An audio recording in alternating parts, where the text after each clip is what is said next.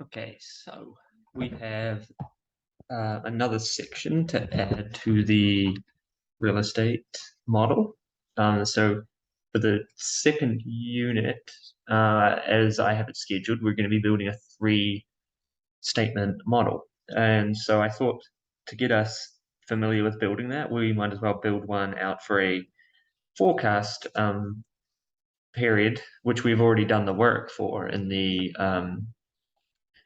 kind of the discounted cash flow we did in the real estate model. So we're going to build it out this way in here, and I will try have attached this template here. So the template's the same as what I'm viewing in mine here, and I'll try have that document for you to open up. And what you're going to do is you're going to go like this. You're going to go Control C, and then you'll open it next to your model that you already have built out, and then you're going to copy it. Okay, and so there's no linkage yet to any other pages, so that should copy over fine. If you want to build out your own, that's fine. I just figured I have this quite nicely laid out for you if you want to keep it like that. So what we're going to go here is we've got the first year we don't have any income in there. Okay, it's all zero. Now we will have some balance sheet items to add, such as the property. Okay, so we're going to go, you're going to go equals, and you're going to hit the return model over here. And so the property value is going to be the listed price for that times the building value. Okay. And then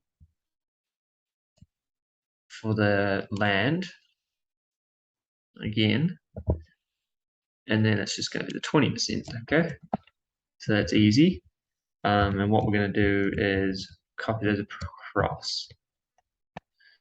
Okay, so we're keeping the historical values right there. There's different ways you could do this. I'm going to have an accumulated depreciation row, which is going to reduce based upon the depreciation. Now, you could also have it where the property value is displaying here as its depreciated amount, and then you would just add it up. Land's not going to depreciate, remember? But that's how we're going to have it. So the first year, no depreciation because we just bought it. So that's going to be our amount there. And actually, I will do it like this. Won't do a sum. And then minus that. Okay. And go across and make sure you cover the formulas here. Okay. Okay. Now my computer is frozen. Okay, so give that a minute. Hopefully it starts working here. I'm going to turn autosave off so it kind of speeds up. Okay, I'm not sure what's going on here. Okay, sorry about that. Not sure why the computer was freezing there, but carry on. So we don't have any current liabilities. Okay, so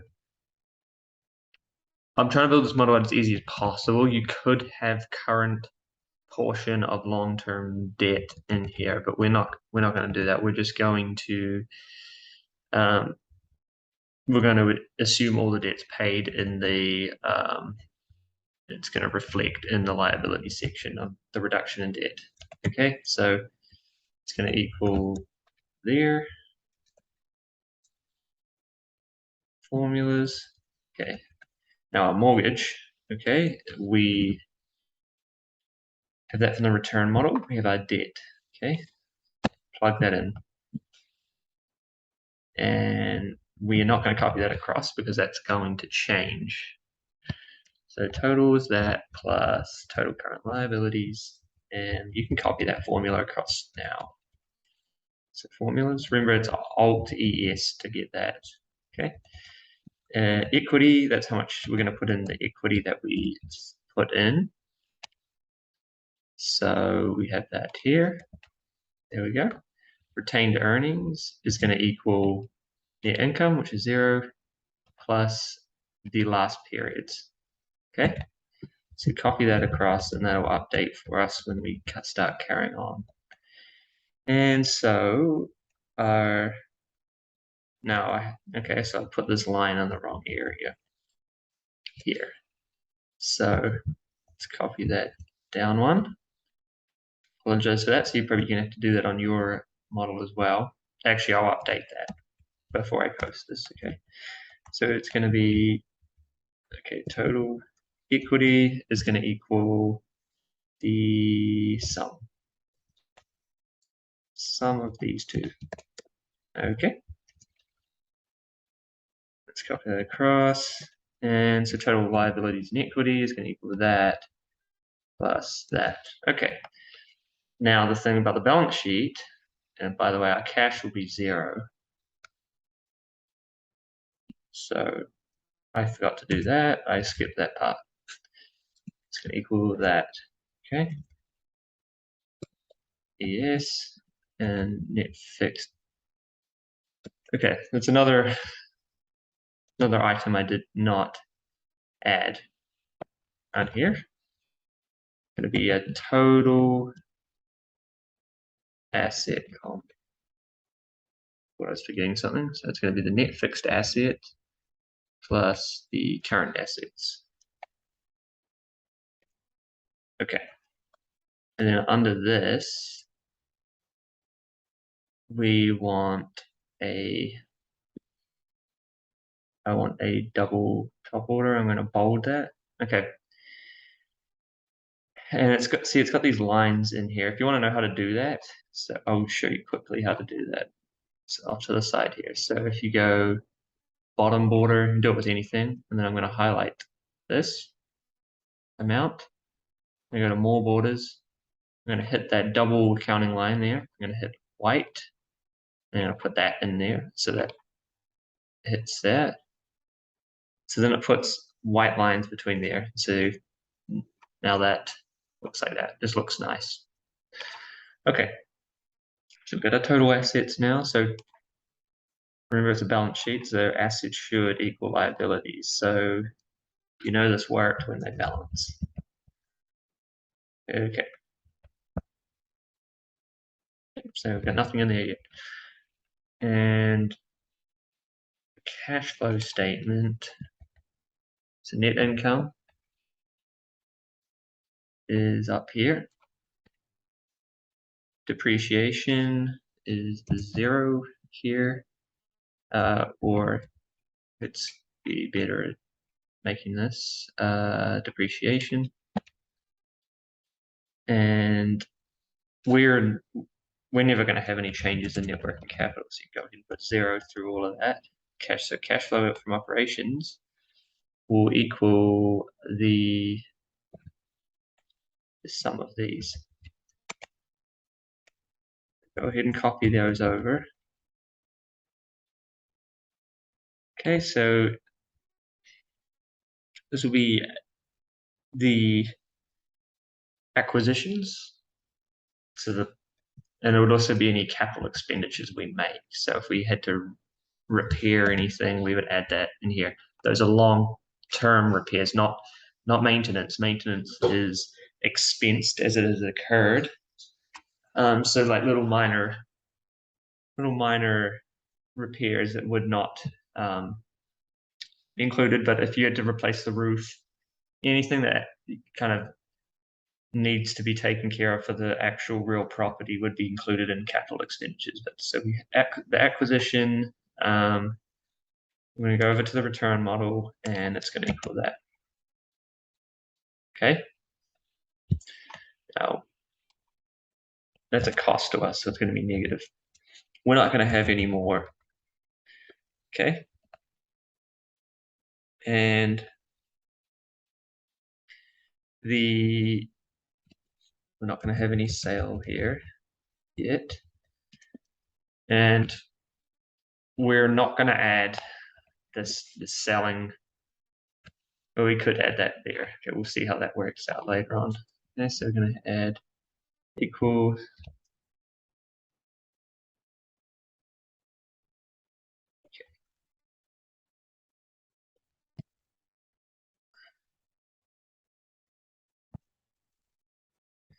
okay, changes in debts. First year, we're going to have an increase, aren't we? Over here, debt. And we're going to have an increase in equity. Cool. Equity is not going to change. We're not going to put in any more equity unless we did have capital expenditures and we raised equity to do so. We would add it in there. So the debt will change because we're going to make debt payments. So we'll add that later on. So cash flow from financing is alt equals there. So for the first year, everything should equal 0 because we shouldn't have any cash left over. So it's gonna equal cash flow from operations plus cash flow from investing and from financing. 0, right? Okay. And so this will equal the ending from the prior period. So it's obviously 0 for this. And over here, it's going to also be 0. But our ending will have amount in it. So this will reference that, which is 0. Okay, so we can actually copy that across to now formula.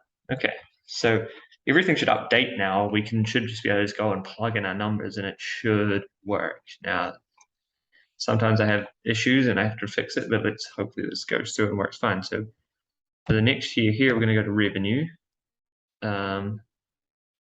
And no, did I just equal? What is it? Yes, I did. Okay. So I'm going to go to the return model. Okay, and over here. Okay, is our gross rental revenue? Copy that across. Okay, and our vacancy is here. Okay, so make sure you get the right year. Okay, and then it's going to equal, not copy that across. Okay, should have done that earlier. So that minus that. So it really is going to be a copy of what we did before. And then over here, we've got to fill this out pretty quick. So so we're starting here. Okay, so I did this wrong. I can tell that already, so that's why I'm saying be careful with the dates, because we're starting in 2022. So we need to update those two. Okay, so just make sure vacancy's right. 845, 16, 16. Okay, cool. So we got that. And formulas. Okay, total operating. We want, okay.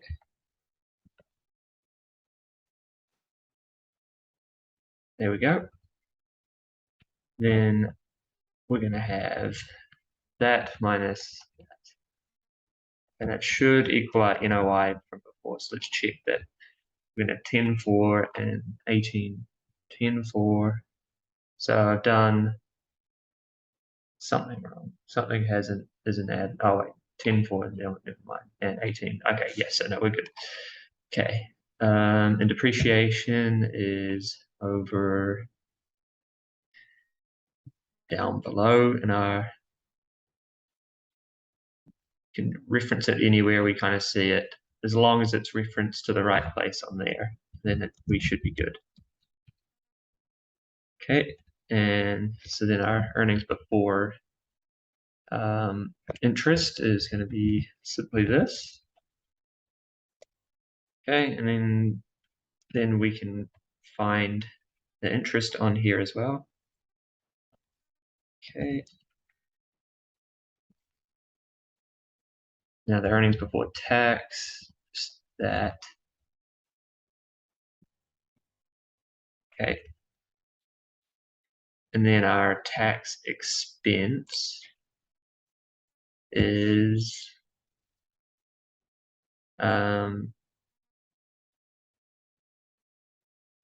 there.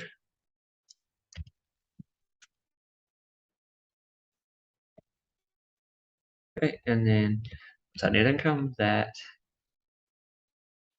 minus that. Okay, that's our net income. Cool. So how does this build out? This is there. Okay, so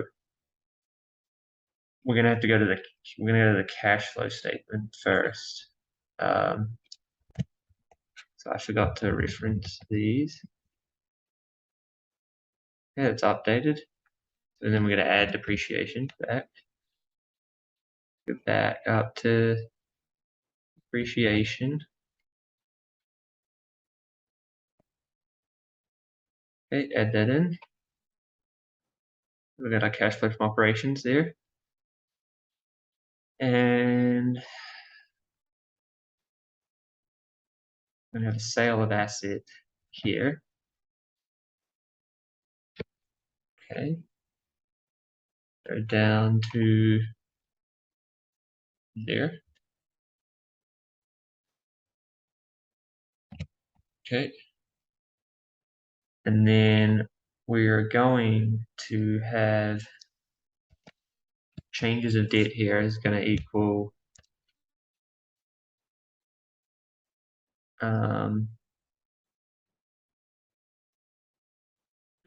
on here, it's going to equal our debt payments. And we need to put a negative in front of that.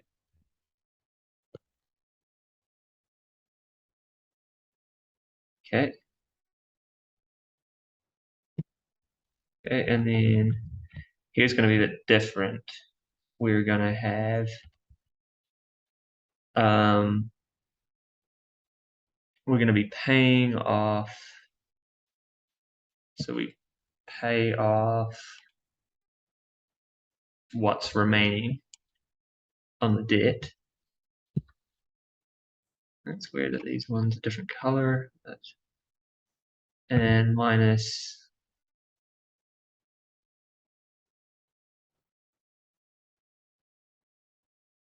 so we've included that, include that, include that, include that. We've actually included that, so we're going to actually minus that too. Okay.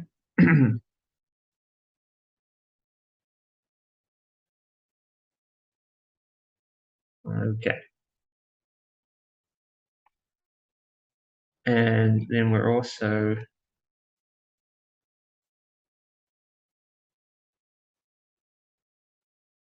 this is that.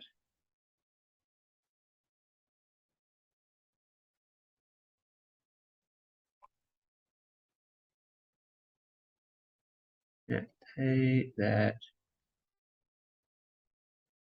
So then we're going to have and our assets are also going to reduce. Okay. So here is going to simply equal that minus or plus, because it's going to be minus the change in debt. So this 25 should equal that. Okay, so it does.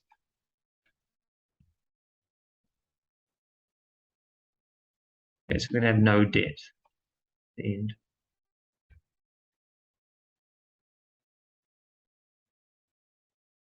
Okay. And our equity capital is going to stay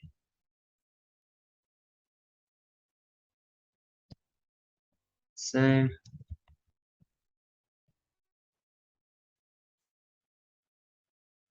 And so accumulated depreciation is going to equal, this is going to equal depreciation. And this will equal that plus the next depreciation.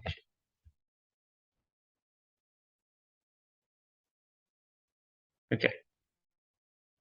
And then here, our assets are actually going to equal 0 because we're going to have sold it.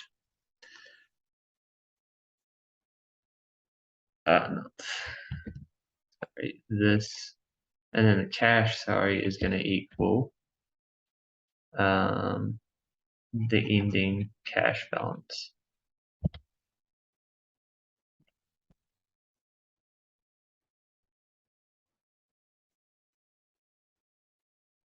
Okay, so now I haven't. Let's first try this.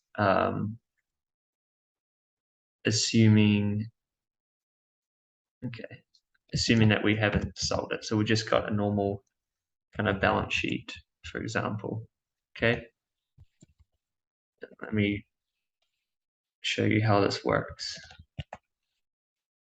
Okay, so everything's all balanced out here. You see your assets. That actually reminds me to add something in here. So you can do an if statement, or you could simply do equals this minus this. And of course, if it balances, that should equal 0. Okay. Copy the formatting. And what we call this is a check. So just check in to make sure it balances.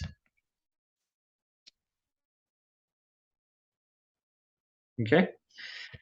So what do we got here? We've got the income statement, a full balance sheet, which works, and a statement of cash flows. Okay. And this is assuming that everything's held and we haven't done any sale. So I'll do another part including the sale. And another thing we can add on, which we already did on the other side, is doing a free cash flow. So we're gonna do operating cash flows, and we're gonna start in this year. Actually, we'll still have these here. Okay. So operating cash flow, we take from our cash flow from operations.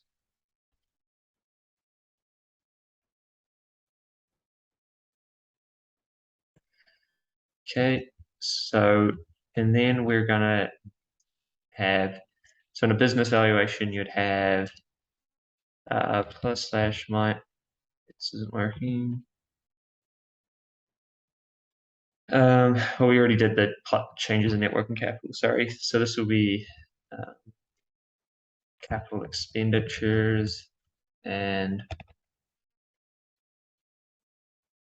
so we can do that there.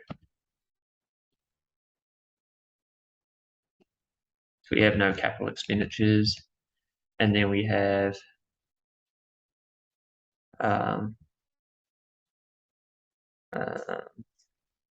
plus that, okay, plus slash minus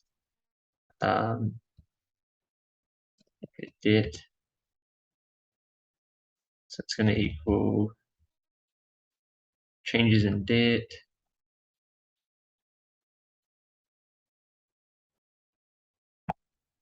Okay.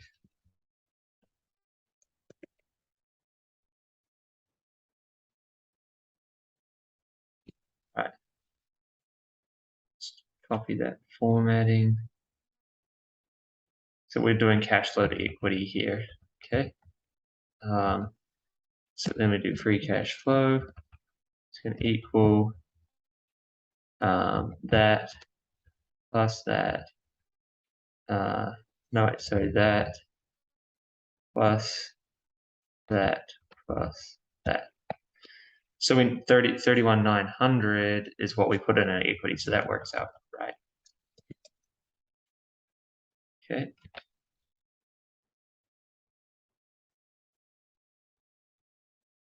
Okay, and then on this last one, we're gonna add, remember, from our sale price and then the rest of the debt outstanding. Which was, it's gonna be this, and then minus, go back up to here. We could have used an index match to be quicker, but I'm just showing you quickly this. Okay. So that's our free cash flows. And so those are, oh,